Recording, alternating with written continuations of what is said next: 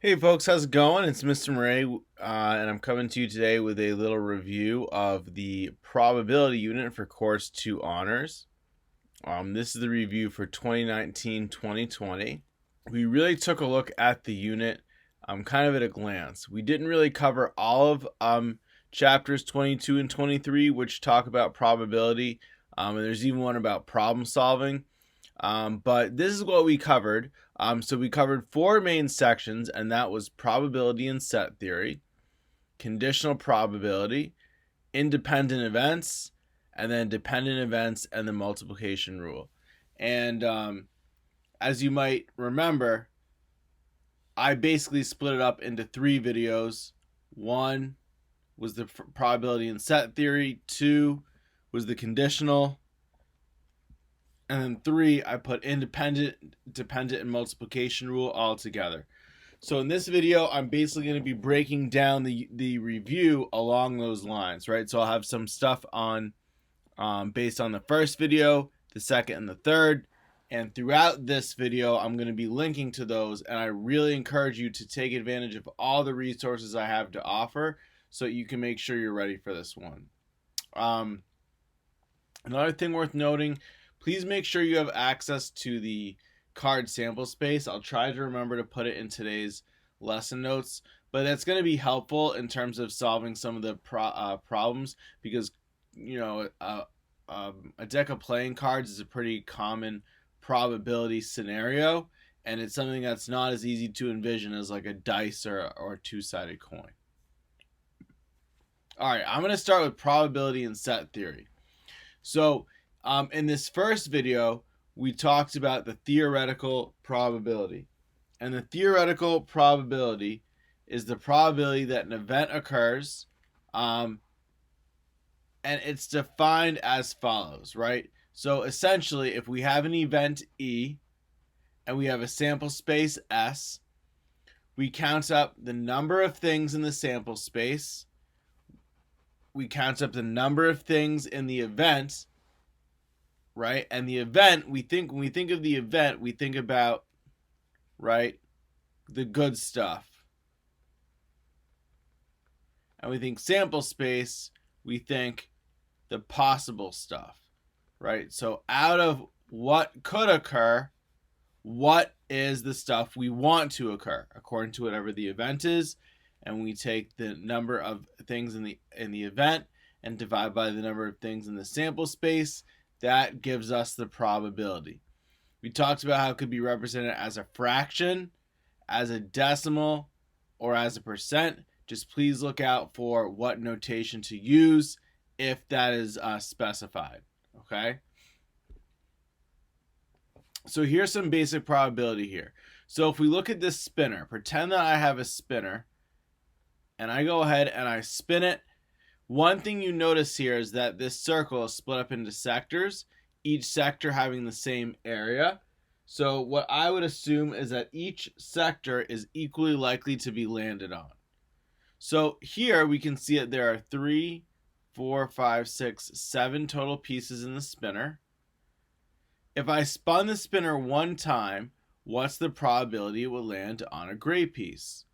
Well, there are 2 gray pieces out of 7 total pieces.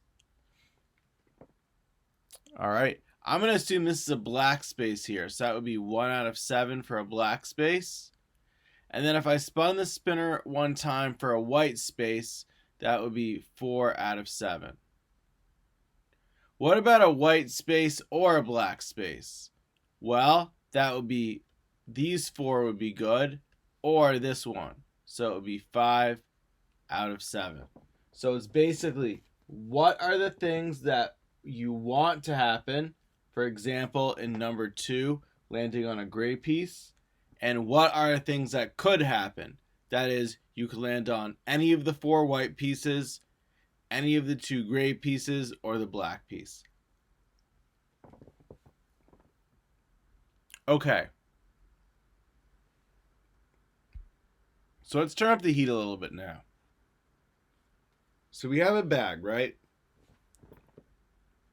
The bag contains 4 red marbles, 16 yellow marbles, 5 purple marbles, 16 blue marbles, and 10 green marbles. What is the probability of pulling out a red or a green marble? All right, think about this one. How many total marbles could we get? We reach our hand in there. How many total different things could we possibly pull out of this bag? Well, I have to add up the number of marbles. So I've got 4 plus 16, that's 20, 25, 41, 51.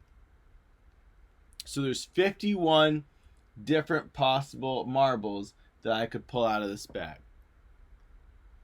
Now, of those 51, how many of those would I want to be pulling out of this bag?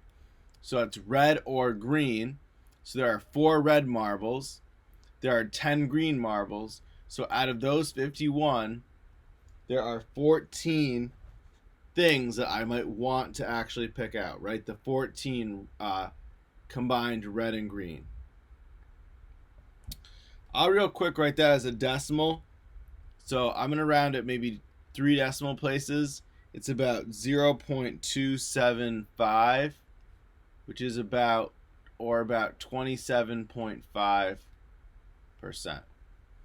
All right, if one letter is chosen at random from the word combed, what is the probability that the letter will be a D? Well, there's one letter that we want, this letter, and there are 6 letters that we could possibly choose when choosing at random. So it would be 1 out of 6, or approximately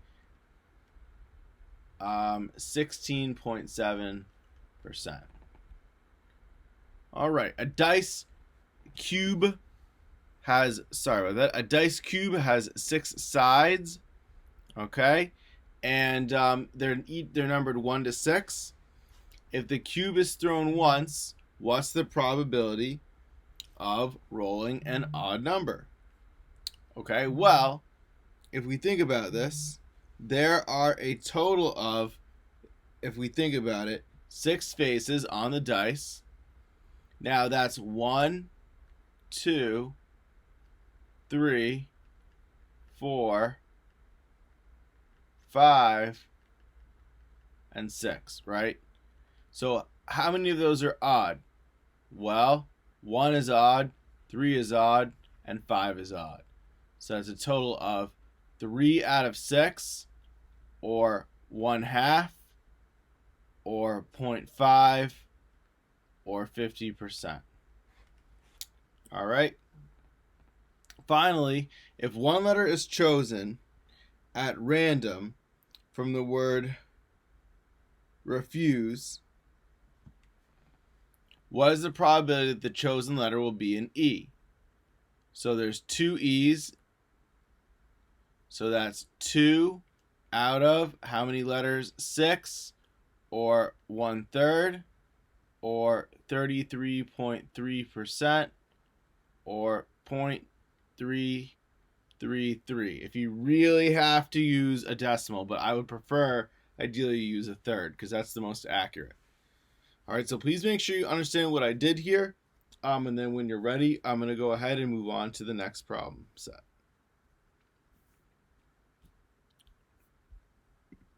All right, so moving on along, we have conditional probability.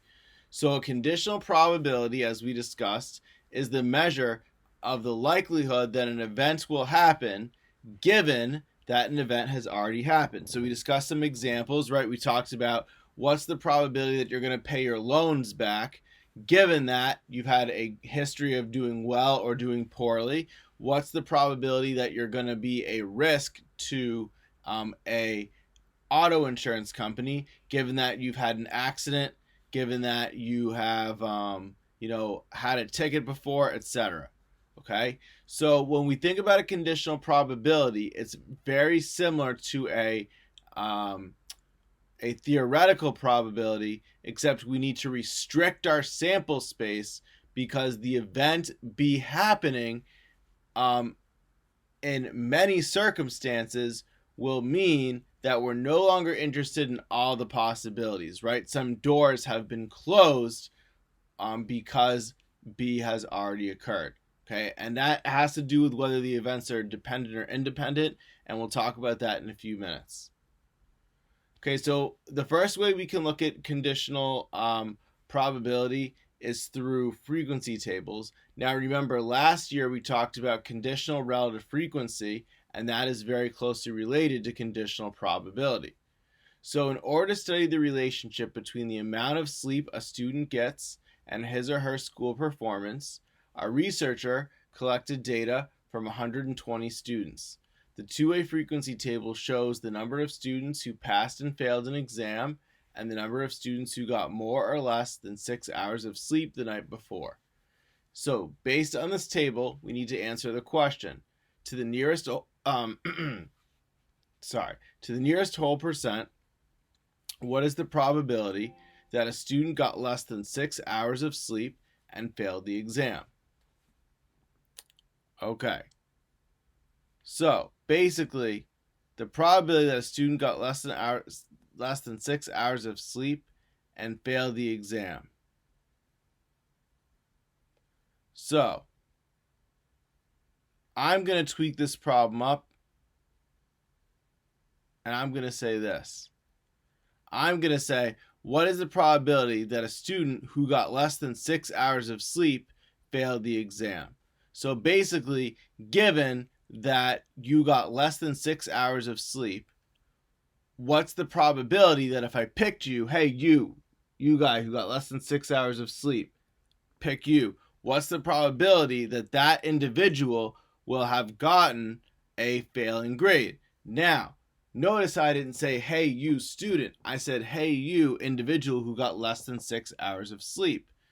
And so what that means is that I no longer want all 120 people anymore. I just want the 24 who got less than 6 hours of sleep. Now, of those, 14 of them failed the exam. So what I want is 14 over 24. And 14 out of 24 is 58%. So the probability that a student who got less than 6 hours of sleep failed the exam is 58%. Okay? More school-related fun problems. Here's some grades from Mrs. Hardcase's English classes. What's the probability that a randomly selected student got an A or a B? This is not a conditional probability, but it's worth looking at. So who got A's or B's? A total of 35 people out of 100, because it says randomly selected student. Okay, what's the probability that an A student is male? So given that a student is an A student, what is the probability that they are male? And that would be 12 out of 20 or 60%. So basically, if I was to choose, hey, A student, and I was to pick a random one, there would be a 60% chance that they would be male. What's the probability that if a student was female, they got a passing grade? Okay, so given that a student is female, what's the probability that they got a passing grade? So what does it mean to be a passing grade? Well, what it means is to not be a failing grade.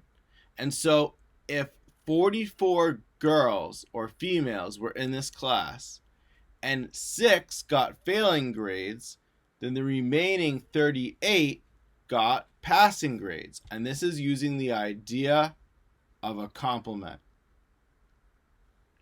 Okay, and we talked about that when we talked about the theoretical probability with all of the set theory stuff. So this comes out to be about 86%. Finally, what is the probability of a male student being a male student given that they failed? So in other words, if I was to look at a random student who failed, what would the probability that they would be male? And the good news is failure looks like it's equally spread among males and females approximately. The male students, 54% chance that they they would be male. But with such a small number of students, it's hard to say, right? It's like 7 and 6. It's basically even. All right. Now, these are based on a standard playing card deck.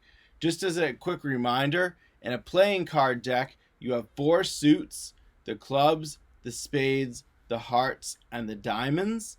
Each suit has 13 cards for a total of 52 cards in the deck. The cards begin at ace and go through 10. So 2, 3, 4, 5, 6, 7, 8, 9, 10. Each suit also has 3 face cards, which are called the Jack or J, the Queen Q, and the King K. Okay. There are also 2 different color cards, black and red. So the clubs and the spades are put into are considered to be called black, and the hearts and the diamonds are considered to be called red. Okay, now let's go ahead and take a look. So, what is the probability that the card is a heart given that it is not black? So, given the fact that it's not black, well, half of the cards are not black, right? Because 26 2 suits are black, and the other 26 2 suits are red, right? Right? Because when I say 2 suits, each suit has 13 cards in it. Okay. Remember, only 1 card is being selected from the deck. Now, of these 26, 13 of them are hearts. So if this makes sense, right? If you select a non-black, that is, if you select a red card randomly from the deck, because there are an equal number of hearts and diamonds, you have a 50% chance of choosing a heart. And that's what it's asking, right? So see how given that really impacts things. Ordinarily, under the circumstances of complete randomness, if that's possible, you'd only have a 25% chance of getting a heart, right? Because there's an equal number of each suit. But when you add that given, then now the chance of getting a heart actually doubles. So it really does make a difference. All right, going down to 18, the card is a spade, given that it is red. There are 26 red cards, of which none are spades. So this is 0%, and sometimes that's okay. It's possible that there's no chance something will happen, right? All right, 19. The card is a 4, given that it is black. So there are 26 black cards, if we count the clubs and the spades. And in each of those suits, there is a 4, right? There's a 4 of clubs and a 4 of spades. So 2 cards we want out of a total of 13 possible cards. So this is just essentially, right, or 26 rather. So this is just essentially, right, theoretical probability, but with reduced sample spaces, okay? I'm not going to calculate the percent just to kind of keep things moving. 20, the card is a queen, given that it is a face card. So there are 3, 6, 9, 12 face cards, of which 4 of them are queens. So that would be 1/3. The card is not red, given that it is a queen. So there are 4 queens, that's the given that, 2 of which are not red, so that is 1/2. The card is not black, given that it is a 2, is actually the same answer, because there are also 4 2s. I'm assuming that in this case, the cards are being put back each time. Otherwise, that would kind of mess up the results. And that is something we're going to talk about in just a minute. But again, this is how we break it down. You just look at the given, think about how that changes the sample space, in this case from the 52 original to maybe 26 or 13 or 12 or whatever. And then based on that, recalculate the probability. So hopefully this made sense. Please rewind if needed, and then I'll move on to the final part to talk about in this video. All right, last thing to discuss is going to be independent and dependent events and the multiplication rule. So one of the important things we closed with was talking about whether events rely on each other or depend on one another. We looked at like a few situations, both in context and otherwise. For example, dice. If I roll 2 dice, what I get on one does not depend on the other. But if I'm picking cards out of a deck, once I take one out, that might impact the probability that I select a future card. So sometimes when I want multiple events to happen and I want to calculate the probability that it occurs, I do need to take into account the fact that one might rely on the other. Okay? So again, independent events are 2 events that do not depend on one another. So that is to say, the probability that each will occur does not depend on whether the other has occurred. You can see that the probability of A given B is equal to A, and the probability of B given A is equal to B. So you can see that you're conditioning it, and yet there's no effect because the condition doesn't impact. Dependent events is the opposite. That's when A or B occurring impacts the probability that the other will occur, right? So A occurring impacts the probability that B will occur, or B occurring impacts the probability that A will occur, okay? So to find the probability that multiple events will happen, it depends on whether they're independent or dependent. The multiplication rule basically says to find the probability that multiple events will occur, you take the first event, you find the probability of that, and then you multiply it by the second probability, given that the first event has already occurred. Now, if the events are independent, you don't really have to take that into account, whereas if they are dependent, you do. And we'll take a look at a few examples here. So in this one, we're going to be looking at a few things. One, evaluating whether there is dependence, and then also following up on that, calculating some probabilities of multiple events occurring. All right, so we need to determine whether events occur and are independent, and we need to remember that the probability that both events occur is also, we could say, equal to the probability that A occurs times the probability that B occurs. Remember, this is a way to know if the events are independent. If they are, this is going to happen, and if they're right, so if this happens, they're independent. If they're independent, then this happens. So the manager of a produce stand wants to find out whether there is a connection between people who buy fresh vegetables and people who buy fresh fruit. The manager collects data on 200 randomly chosen shoppers, and as shown in the two-way frequency table, determine whether buying fresh vegetables and buying fresh fruit are independent events. So let's let A be the probability. So let's let A, not probability, rather, A be event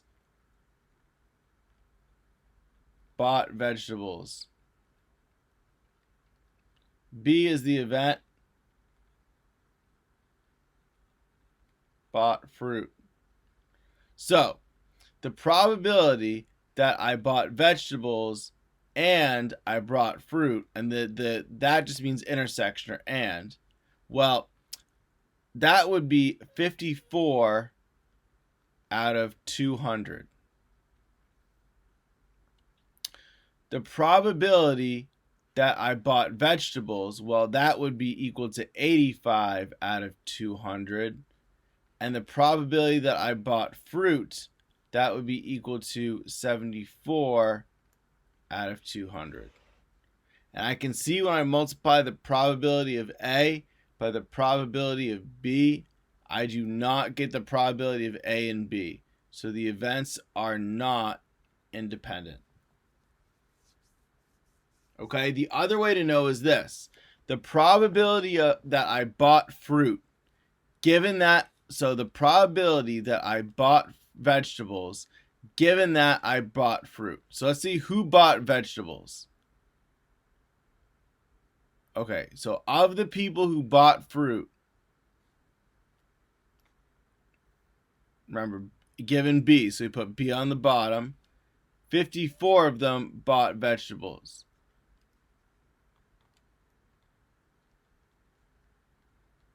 Is 54 out of 74 equal to 85 out of 200? It is not. Not close. So that's another way to see that they are not independent. All right. What about this one? The psychology department at a college collects data about whether there is a relationship between a student's intended career and the student's like or dislike for solving puzzles. Here's a two-way frequency table that shows the data for 80 randomly chosen students. Determine whether planning for a career in a field involving math or science and a like for solving puzzles are independent. So A equals plan for career. I'm going to abbreviate kind of gruesomely. And B is likes puzzles. So the probability of A and B, that would be 31 out of 80. The probability of A would be 44 out of 80. The probability of B would be 50 out of 80. So we again can see these things are not going to square out. Also, what's the probability that you're planning for a career in math and science, given that you like solving puzzles? Okay, so that would be 31 out of 50. What's the probability that you're planning for a career in science? 44 out of 80. Now, 44 out of 80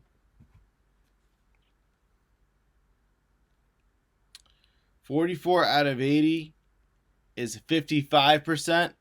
31 out of 50 is 62%. So you can again see from multiple perspectives that they are not independent. So what you're looking for is the probability of A and B, and remember this is a joint probability. So this over the grand total has to be equal to this probability over the grand total times this one over the grand total. I encourage you to look at the video on this that I did, because there are some examples of where you have that happening, where you actually see the independence. All right. So now we're going to use the multiplication rule. So what's the probability that I spin a number followed by a letter? Now this is an example of independent events because I'm from spin to spin, right? You have an equal chance on getting everything. And what I spun the last time that I spun the wheel does not affect the probability of what's going to happen the next time. So spinning a number followed by a letter. Now, there are 1, 2, 3, 4, 5, 6, 7, 8, 9, 10, 11, 12. There are 12. So we just multiply, right? So, a number. How many of those 12 are numbers? We have 1, 2. I'm going to start up here at 12 o'clock. 1, 2, 3, 4, 5, 6, and 8. 8 out of 12 times 4 out of 12. So that would be 2/3 times 1/3, or 2/9, or about 22%. Spinning a 2, then a letter, then an even number. So how many 2s are there? There's 1, 2. Then spinning a letter, there are 1, 2, 3, 4 letters. Then spinning an even number. So there are 1, 2, 3, 4 out of 12 even numbers. So this would be a very interesting one to calculate here. I'm going to simplify this. 1/12 times a third times a third. So that would be 1/108, because you have 12 times 3 is 36, and 36 times 3 is 108. Spinning a letter, then an odd number, then a 4. So you have a 4 in 12 chance of spinning a letter. You have, let's see, 1, 2, 3, 4 odd numbers. So you have a 4 in 12 chance on an odd. And then spinning a 4, you have a 2 in 12 chance on a 4. So you have a third times a third times a sixth, which is 1 out of 54. All right, spinning a letter, then a 4, then a C. So letters, 1, 2, 3, 4 letters. Then a 4, there's 2 4s. Then a C, there is 1 C. Okay, so that's equal to a third times a sixth times a 12th. And that would be, wow. Let's see. I'm going to have to go on my calculator here.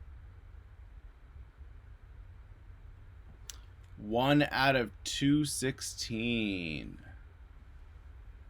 All right. So we're just, again, we're doing more or less what we've always been doing with probability. And now we're just taking multiple ones and stringing them together.